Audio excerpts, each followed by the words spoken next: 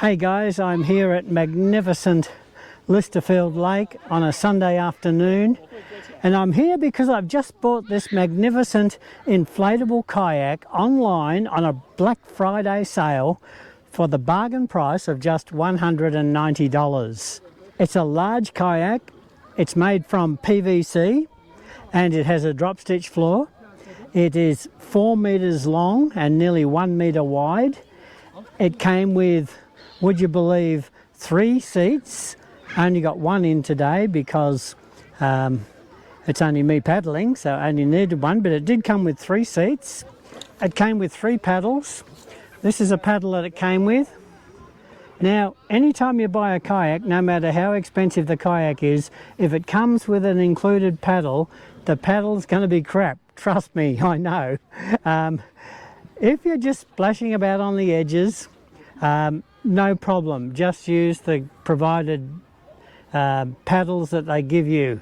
But I tell you what, if you want to do any serious paddling or any longer paddles, you're going to need to invest in a good paddle. So we'll get rid of that one. This is my paddle here, much better than the one that came with the boat. This is a carbon fibre paddle and fiberglass blades, and it has an adjustable length on it. I bought this paddle for the recent Murray River trip, and I discovered that when I did, I was absolutely amazed at what a difference a decent paddle can make when you're out paddling on a longer trip. I couldn't believe the difference that this paddle made paddling on the Murray. It's lighter. Now, it doesn't feel much lighter, but it is a bit lighter. And I'll tell you what, when you've been holding it in your hands and paddling for several hours straight, that little bit of weight makes a huge difference. Also came with a repair kit in this convenient little plastic bottle, and inside the bottle is a handy valve tool. It has the Boston valve in the boat, and there's some glue and some patches in there. And it's always good, if you're going out for any length of time at least, to have some sort of a repair kit with you, so that if the worst happens, you can patch up your boat and it will get you back on the water. It also came with a pump. Now, I have to admit, it's not the biggest or the best pump on the market out there, but I have to say it does pump the kayak up and it will get you on the water. So that's worth noting, that this was an inclusion in that price of $190 that I paid. I've also added to this kayak myself one of the Railblaza ports. I've got these ports on my canoe and I absolutely love them. They are magic. The one that I put on this boat is a glue-on port. Obviously, I couldn't put screws into the kayak for obvious reasons, because it's inflatable. But there it is there. That's the Railblaza port, and it comes with that star-shaped hole, and into that star socket you can put a whole range of accessories. And on the canoe, I use them for a drink bottle, for a GoPro mount. You could put fishing rod holders on there, even a fish finder. You could put a phone on there or an iPad on there if you wanted to. So if you're wanting to mount anything onto a kayak at any time, I would really recommend the Railblaza ports. Again, I will put a link in the description box below, so just have a look at there if you wanted to find out more about the Railblaza ports. But I think I've talked enough about the kayak. Really, the only way to test a kayak, of course, is to pump it up and to get it out onto the water. So let's do that now.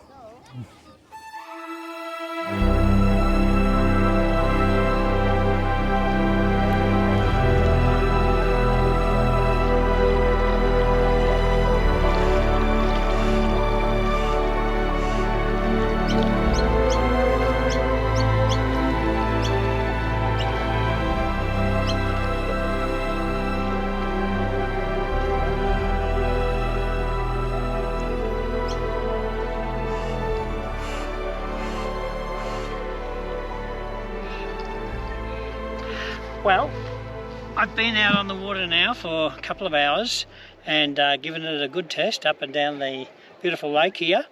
What do I notice about it? Well, a few things I noticed straight away. Number one, this kayak is big. I mean, it's over 4 meters long and nearly 1 meter wide. What does that mean? Well, it means that you have options with this kayak because of all the length. It actually comes, as I said, with 3 seats, so you could put 3 people in here. I don't know whether you would fit 3 adults, but 2 adults certainly, and maybe a child or an adult and a dog. Or you could, because of all the room, put your seat right down the back and use the whole length of the kayak for camping gear and use it as a bit of an expedition kayak. So it does lend itself to a number of different uses. Okay, the second thing I notice about it, even though I'm on very calm water today, so that's a bit of a given, but I'd have to say this kayak is incredibly stable. You see, it's an inflatable kayak, and you've got on each side of you, you've got 2 big PVC cylinders that are full of air, so it's very stable. It's not going to tip over. Certainly in calm water, it's a very safe and stable boat. In addition to the cylinders of air, it has a drop stitch floor. And that means it's a floor that pumps up, but it's the new technology that makes the floor go quite stiff, almost like a solid floor. And that's in the bottom of the kayak that you're actually sitting on below your seat. So that means that the whole kayak is a bit more rigid and it's certainly a bit more stable. A drop stitch floor in any kayak is a huge advantage, especially for those people where stability is an issue, and that's many people today. Okay, number 3, I would have to say that this boat is really comfortable. It has the seats that come with it that have a zipper type arrangement on the back of them, so that the back of the seat zips round into a U shape, and then the actual cushion that you're sitting on is perhaps 4 or 5 centimeters thick, and so it's a very comfortable boat to sit in. Point number 4 would be that the boat also tracks pretty good. Now, it's not a $2,000 kayak. I did have a kayak worth almost $2,000 that was an inflatable, an advanced elements model that came with a aluminium solid keel in it that was part of the boat, and that tracked beautifully. But that was a lot more expensive than this boat was at just $190. But I'd have to say that even for a cheaper boat, partly because of the drop stitch floor and the design of the boat, it does track reasonably well. Now, as you watch me paddling here, you'll notice that there is a little bit of side to side, but what I've done today, stupid me, I've left the skeg at home. The boat does come with a little plastic skeg that goes in the back of the boat underneath, and that just gives it a bit more stability than what it would normally otherwise have. Now, I've left that at home today, so I did have it on the other day when I paddled this kayak, and I can certainly notice the difference without it. So that little plastic skeg makes a difference. But you know, for the price and the size of the boat, it does track through the water pretty good.